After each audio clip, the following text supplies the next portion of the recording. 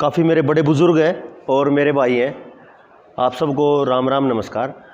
काफ़ी दिन पहले मैंने भाई साहब से बात की, बड़े भाई हैं मेरे अनिल जी, कि निजीकरण एक बड़ी समस्या निकल के आई है और ये काफ़ी लंबी और बड़ी दूर की योजना से निजीकरण किया जा रहा है। तो 1-1.5 साल पहले एक मीटिंग हुई थी जिनमें उस मीटिंग के लिए मैं इनको बोला तो उस टाइम शायद नहीं विषय पूरा हो पाया था। तो 2-4 मिनट 5 मिनट की बात है, ज़्यादा मैं टाइम आपका परेशान नहीं करूँगा। देखो क्या है कि मेरा ये मानना है, मैं पिछले 12-13 साल से जैविक खेती पे काम कर रहा हूँ, क्योंकि मुझे ये समझ आया था, बीटेक मैंने की, एमटेक मैंने की, काफ़ी डिग्रियां करके ये समझ आया कि भाई, क्योंकि मैं डिग्री जो मैंने करी थी वो महाराष्ट्र से करी थी और वहाँ पे जो स्वास्थ्य की जो स्थिति है बड़ी गड़बड़ है।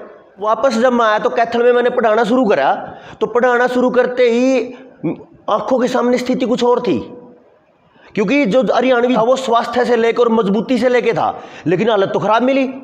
तो उसके जब बीच में उसके गूढ़ता में गया तो पता चला भी खाना पीना तो जहर हो रहा है आज, तो उस पर काम करना शुरू करो। 12 साल से मैं जैविक खेती पे काम कर रहा हूं।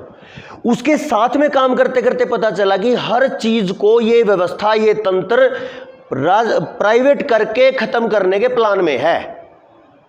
अब हमें ये लगता है जैसे अभी आप लड़ रहे हो, ऐसे ही बैंकों वाले लड़ रहे हैं, ऐसे ही रेलवे वाले लड़ रहे हैं, ऐसे आंगनवाड़ी वर्कर लड़ रही हैं, ऐसे आशा वर्कर लड़ रही हैं, ऐसे बिजली विभाग वाले लड़ रहे हैं। आप किसी भी जगह, किसी भी जो जिले के मुख्य कार्यालय पे जाके देखोगे धरने प्रदर्शन मिलेंगे।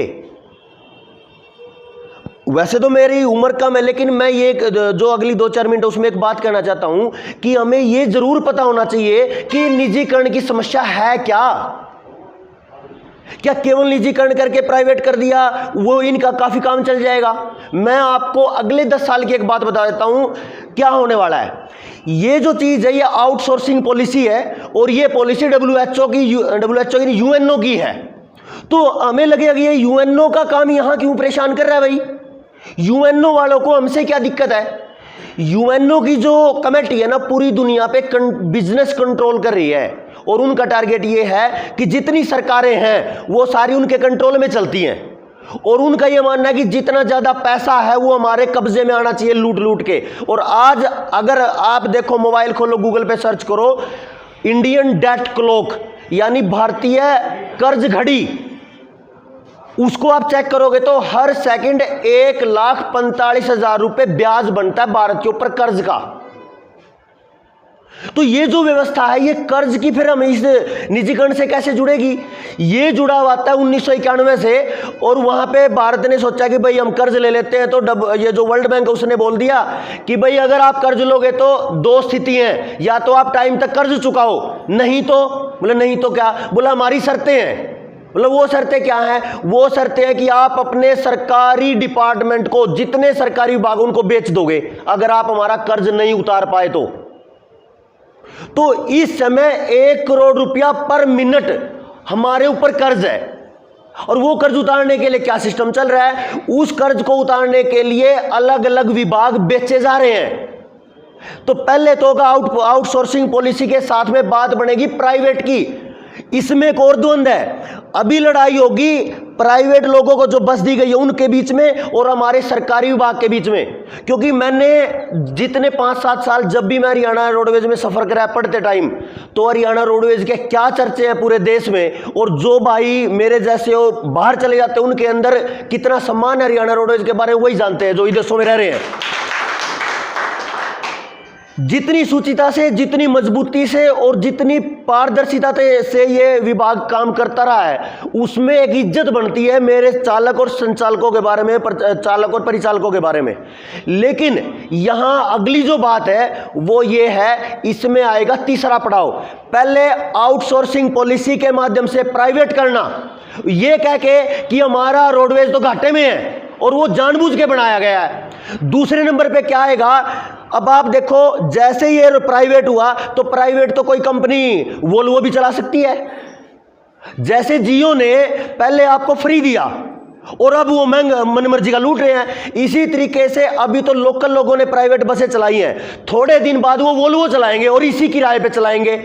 तो मेरे जैसा या गांव का कोई भी समाज का आदमी अगर इतने ही किराए में, जितने किराए में प्राइवेट बस में एक समाज का आदमी सफर कर रहा है, उसी किराए में अगर एक वोल्वो में और एसी बस में सफर करने के लिए कोई कह दे तो हम करेंगे नहीं क्या?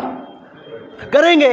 तो जिस तरीके से सरकारी विभाग को घाटा दिखा के प्राइवेट कर दिया गया, अगला पड़ा प्राइवेट विभाग को घाटे में लाके पूरी तरह एफडीआई लाने का है। और एफडीआई का मतलब विदेशी कंपनी आएंगी सिस्टम में, और इसलिए विभाग भी कहेंगे। तो आपको लगभग अगले 5-7 साल में ये प्राइवेट बसें भी बंद होके वोल्वो दिखेंगी और लूटता हुआ समाज दिखेगा।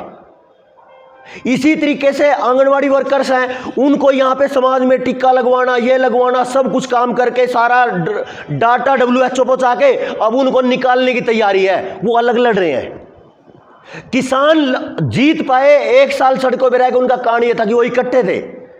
इसी तरीके से बैंकों को आप देख रहे होंगे, बैंकों का क्या हाल है। कोई बैंक डूब गया, किसी का नुकसान हो गया, हजारों करोड़ के नुकसान है, वो डूब रहे हैं। इसी तरीके से बिजली प्राइवेट है, उनकी मनमर्जी चली है, और अब सारे के सारे मीटर बाहर हैं। तो सारे के सारे मीटर बाहर है, तो साथ में क्या होगा? साथ में उनको प्रीपेड प्लांट दिए जाएंगे। भाई आपने 500 का रिचार्ज कराया तो 500 की बिजली मिलेगी, 1000 का रिचार्ज कराया तो 1000 की बिजली मिलेगी। और ये जो व्यवस्था है, ये व्यवस्था हमारे लिए विनाशक है, हमारे लिए घातक है। अगली ज्यादा लंबी बात नहीं करते हुए एक बात और मैं कहता हूं, जो ये महामारी के बारे में जो पिछले 1.5 साल 2 साल क्या तबाही मचाई है समाज में, इस महामारी को किसान आंदोलन ने तो फेल कर दिया। लेकिन जब किसान आंदोलन ने फेल कर दिया है तो इसका मतलब बीमारी तो नहीं है। तो जब बीमारी नहीं है तो फिर टिक्के क्यों ठोक के जा रहे भाई मैं जबरदस्ती? मेरे पास 300 खिलाड़ी हैं पूरी दुनिया के, 300 जो चलते चलते ऐसे गिर गए जैसे रेत का ढेर पड़ा है हार्ट अटैक से। तो ये जो ट्रायल चल रहा है टिक्कों के माध्यम से, ये विनाशक है। अगर मान के चलो आप बस चला रहे हो और 60-70 आदमी उसमें बैठे हैं और समस्या ड्राइवर को हो जाती है, कितने को लेके बैठेगा? ये बड़ी लंबी योजना है, और इसका एक ही कारण है कि हम अलग अलग लड़ रहे हैं, हम अलग अलग विरोध कर रहे हैं। जब तक एक साथ नहीं आएंगे तब तक हर विभाग ऐसे ही परेशान रहेगा। तो हम इस पूरे एजेंडे के विरोध में जनता सरकार मोर्चा का, आप आराम से सांस ले पा रहे हो, उनके विरोध के कारण ले पा रहे हो, नहीं तो छिंके लगा रखे हैं। ये तो हमने देख ही लिया किस तरीके से बुरा हाल कर रखा था। समा हमारा सांस बंद कर दिया, पानी हमारा बंद कर दिया। मेरी मर्जी नहीं चलती कि मैं कौन सी दवाई लूं। भाई अगर मैं बीमार हूं तो मेरी मर्जी चलनी चाहिए ना, कि मैं देसी दवाई लूं, अंग्रेजी लूं, एलोपैथिक लूं, होम्योपैथिक लूं। उस पर भी बैन है। तो हमारे सांस तक बंद करने का प्लान है, हमारी मर्जी नहीं चलेगी। और अगला एक अंतर्राष्ट्रीय समझौता आ रहा है। अभी तक तो WHO और UNO ये कहता था कि भाई हमारी ये योजना आप लागू कर लो, आपकी मर्जी। तो हमारे यहाँ पे मर्जी होती थी कोई सरकार लागू करे या ना करे। लेकिन उस समझौते में अगले 15-20 दिन में या महीने के अंदर आने वाला वो समझौता, वो ये कह रहा है कि अगर यहां से साइन आपने, मोदी जी ने साइन कर दिए या किसी भी सरकार ने साइन कर दिए, तो फिर उसके बाद वो बाध्य है, मानना ही पड़ेगा। अगर उन्होंने बोल दिया कि इसके बाद होम्योपैथी को जड़ से खत्म कर दो, तो पूरी दुनिया से या पूरे भारत से होम्योपैथी खत्म कर देंगे, आयुर्वेद भी खत्म कर देंगे। तो जो टिक्के वो कहेंगे वो लगाने पड़ेंगे। तो मेरा यही मानना है। मैं आखिर में एक बात दोबारा कह देता हूं, एक आपके लिए और एकता के लिए, मैं मेरे दिमाग में बात आती है कि मिट्टी में मिला दे मुझको, मैं जुदा हो नहीं सकता, इससे ज्यादा मैं तेरा हो नहीं सकता। एक बार मिला मेरे कदम से कदम, फिर देखना इस देश में क्या हो नहीं सकता।